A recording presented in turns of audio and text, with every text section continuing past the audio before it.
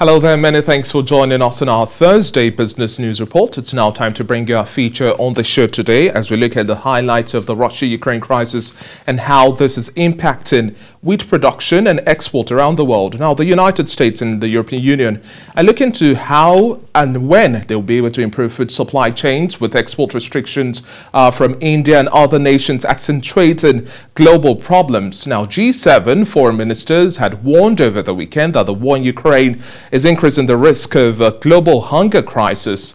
This has increased the reliance on nations from other parts of the world for these products, but some of these countries concerned about supplies for their own citizens have also imposed restrictions on exports. This is the case in India, for example, which announced on Saturday a ban on wheat sales to manage the overall food security of the country. Limits on export are also likely to drive up our commodity prices and therefore food costs as well.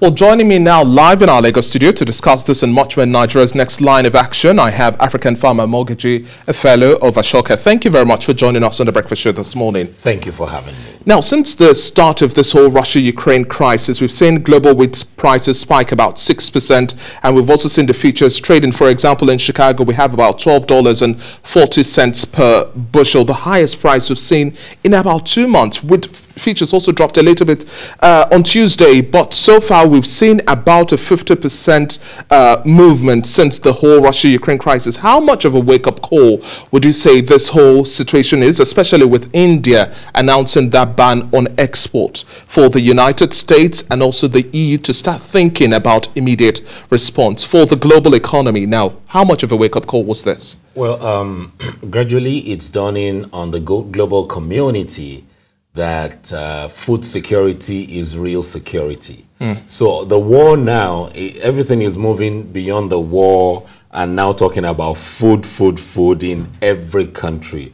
So synergizing to ensure food security of a particular continent means the food security of another continent. So what that means now is that somehow it's not about guns again. Now it's about collaboration and talking together, engaging. So India banning wheat now is just, so what they said is the banning private sector from exporting, meaning government wants to leverage wheat to negotiate with other foreign entities. However, one of the new conversations that India is also saying is that it's going to also assist in helping to fix this whole supply chain disruptions. But now, in terms of looking for alternatives, what do you think are the opportunities here for the United States and the EU? We have producers within the EU bloc. We also have the United States, which is a major producer as well. But at the end of the day, these are blocks of nations or individual nations which also have very high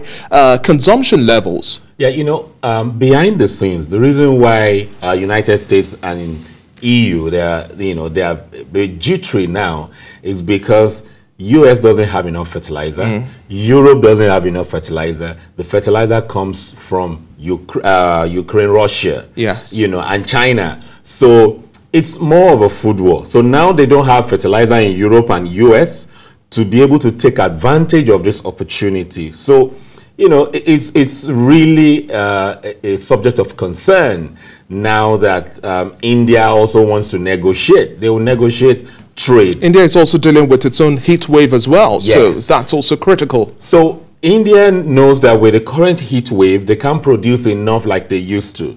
US wants to leverage, they don't have enough fertilizer. EU can also produce, they don't have fertilizer. Mind you, the wheat production season in Russia and Ukraine is past. So already 2023, there's a looming crisis. So bottom line, like I said, is that it's not looking good across board, but Africa can still produce wheat because we depend on Amatan. Africa can still produce wheat, but it's quite interesting as well. We had a report in October last year where the Central Bank of Nigeria intervened to bail farmers in terms of the challenge of inadequate seeds. This is really adjudged as one of the most important elements here in terms of wheat production and retarding efforts here. We've had farmers, researchers, industrialists constantly been faced with this production impediment. But at the end of the day, the question that begs for answers is, if we had loads of wheat, which you were also open to that information. Why do we still have this backlog we have as we speak today now? Nigeria imports about 4 to 6 million tons annually. Our production level is just an abysmal, it's not up to 10% of what we consume. Yes, so I've come to this conclusion, and I heard it from someone before, that Nigeria, have crisis and chaos. Many leaders plan, followers panic. Unfortunately, we've had many followers lead, so everything is just panic, panic, panic. Anchor Borrowers program, which is a laudable one, I love the program. Over the years, the Anchor Borrowers has been also talking about wheat. These are some of the pictures you also had from the seeds there, yes. The wheat seeds. Yeah, the imported seeds last year. This is a new variety that is high in starch and gluten and resistant to the climate changes. However, we've not heard anything about the season in which they imported the seeds for and to plant it. So I think the presidency needs to pay attention to CBN, to demand from them, make the result known, let us know if it worked, if it didn't work. With the scale of seeds that they brought in was huge. So we need CBN to talk about real data, what has happened, for us to know, are we getting to being seed secure? Right now, India and Turkey has become part of the largest importer. They've imported a lot of wheat from India. In April 2021, India exported close to about 250,000 metric tons. This year, they've done about 1.4 million. So what I'm saying is that the CBN, with what they've done, we should be able to have some results, made public so that we know that we are wheat secure. And how much of a problem is this lack of communication in terms of data assessment and also implementation of initiatives? Because at the end of the day, when we have such initiatives, we have to see how much of a test result we've had. How big of a problem is this for you? It's a huge problem. I say this authoritatively, and I know I will get calls after this, is to say that the Ministry of Agriculture and Central Bank of Nigeria are not fully integrated. I use the word fully integrated in ensuring that we are food secure. They are doing it, but not fully integrated. When we are doing all these imports, it's the Ministry of Agriculture that should do all those things. So the full integration is not there. So what that means is the ministry will hold back because CBN is championing it. And so at the end of the day, we pay for it. And all of this also tilts towards the line of transparency and how important it is to work with data. We still have these missing links. We don't necessarily understand how important data is and then planning ahead of time. Because even when we have these imported seeds, research also has to come into place. We have to see how well our system adapts to it. The soil texture here, how well do we have a production volume? We just can't continue with this missing links. But talking about the alternatives now, we've looked at the global front. Let's contextualize this issue here for Nigeria now. We have China, India, and Russia. These are the three largest individual producers. However, there is a tendency that Nigeria is not going to link with China or India, or even talk less of Russia.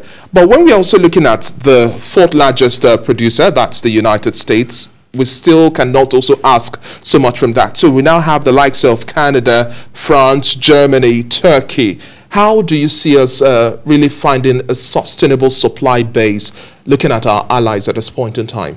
There's no sustainable supply base because we could have done that. Okay, just to prop up or add to our production volume here. So we have to look locally. Now, European countries are all scared because, they do a lot of pastries, breakfast. Don't forget all these breakfasts is from Europe and US, Canada. So all of them are not producing enough fertilizer issue. And two, there's high demand on them.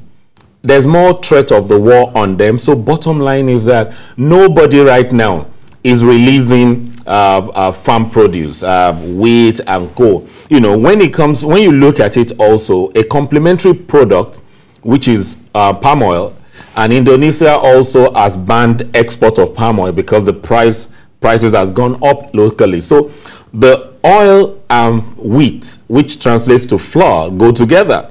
So bottom line is that we may have to look inwards to revisit the cassava starch, cassava flour rather, and other flours that can be produced locally. There are wheat varieties that I have witnessed some multinationals in Nigeria produce some of these wheat varieties that meet their requirements, but the cost of production is higher. So bottom line is that we need to pay attention to leveraging what we have. But the most important question is, do we have comparative advantage to grow wheat? Do we have comparative advantage to grow wheat? Now, wrapping up our conversation, let's also look at the what-ifs. We cannot tell for certain how long this Russia-Ukraine crisis is going to last for. It started at the close of February. We're already in May. Nobody can say for certain whether or not the next quarter will still extend, carrying on this burden of the Russia-Ukraine crisis. Now, going forward as well, what do you think might be the reality in terms of the pricing of this commodity? Because we definitely will see a further push-up. And in the case where we have another global economic disruption, how do we fare? Because we had COVID threatening agriculture base, then now the Russia-Ukraine crisis. We don't know what's coming next. Yeah. How well should we be prepared for the next surge in terms of commodity prices? The first thing we need to know is that everyone is a change maker. Everyone can be a change maker. So Nigeria needs to pay attention to the fact that we need to change the conversation. And what we need to do is, if wheat is not coming in, what other advantage do we have? Do we eat more of our starchy foods? Cassava is supposed to drop this year, but if we have the right policy, we can tilt more into cassava flour and bridge that, even though most of the companies don't like the cassava flours. But bottom line is, all we need, we already have. What we need to do is to use all we have. Without the flour, 30 years ago, we were not heavily dependent like this. If it's not available and it can't come in, and we can't produce till dry season for next year, then we need to use all What's also your take on those who are within the baking space, confectionery, bread, and a whole lot more? To what extent do you see the prices skyrocketing? At the start of the year, we had the Association of Bakers raise the red flag that we're going to see increments. Now, the size of a loaf of bread, which ordinarily went for about 600 to 700 naira, now goes for 1,000 naira. And if the situation gets worse, these business owners have the challenge of either compromising on quality versus quantity, or they just have to increase. Yes, so already because our salaries remain the same, and we have to feed. I'm a major bread consumer, and so the prices have increased. For many of them, the quality has dropped. So many of them will face a lot of hardship. There's no two ways about it. We could have imported like Egypt and Turkey. We've not done that. It is actually late now. So we have to look for alternatives. And there is always, when there's an adversity, it always presents an equal opportunity, which is what we need to focus on. We weren't eating bread like this before, and we don't have to eat bread and other things that come from it, because the situation now warrants that we pay attention to local while we have a long-term plan. That is what the challenge is. We've not been planning long-term. There are policies to engage the multinationals involved in using wheat as pastries to get them to backward integrate. They are the ones that fund this research in other countries. Government needs to lobby them back to say, hey, this agreement is there, you need to get it. Right now, we've gotten it wrong, but we can get it right.